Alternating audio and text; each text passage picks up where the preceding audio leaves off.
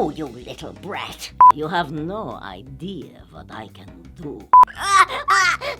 Oh, honey, you look fine. Come on, let's go. Hi, my name is Barbara Goodson. And I'm a voice actor.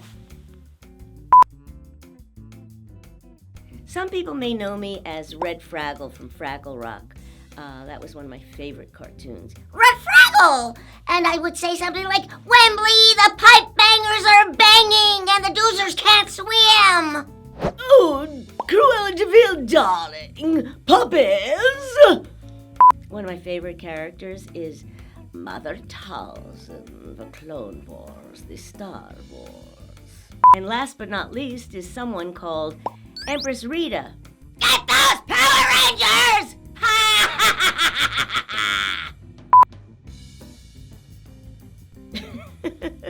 Well, I was directed because I was working for Saban at that point. I did a lot of voices. I did Tom Sawyer for The Adventures of Tom Sawyer. And by then they just kind of gave us roles. They said, Barbara, there's this witchy character, Rita. So do like the Wicked Witch of the West.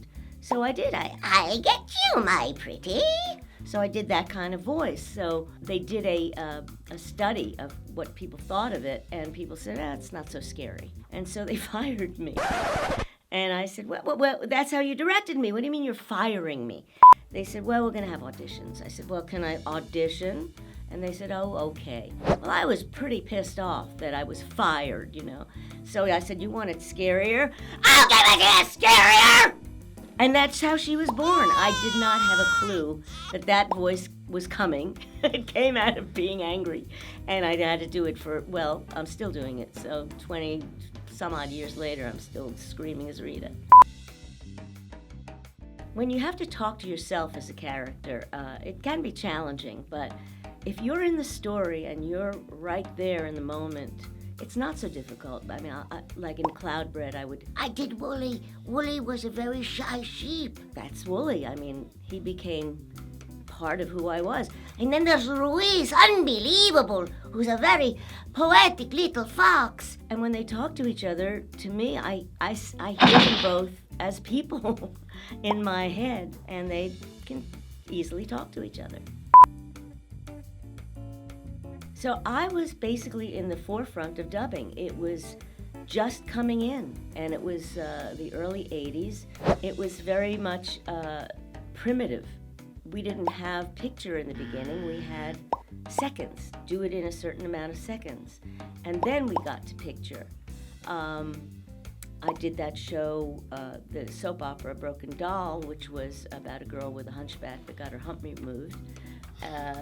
It was for Spanish people to learn English with their favorite soap operas, and that Broken Doll was one of their soap operas. So I basically cut my teeth in dubbing from the get-go, and from there you got to meet other people that were doing it, and these are friends that I met back in the beginning, and we're still friends today.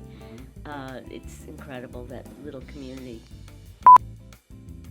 One of the things that makes me want to punch somebody in the face is when they say, oh, you're just the voice actor. Oh, you just do the voice? It's like, what? Excuse me? You need me to bring this person to life. But I know that there is a kind of, snobbery sometimes, that on camera is more elevated than voice acting. I don't particularly agree with that. The most rewarding part of my job is the community of friends that I've made. It's like building a house together, seeing the final product after you've done your little part and seeing it all come together.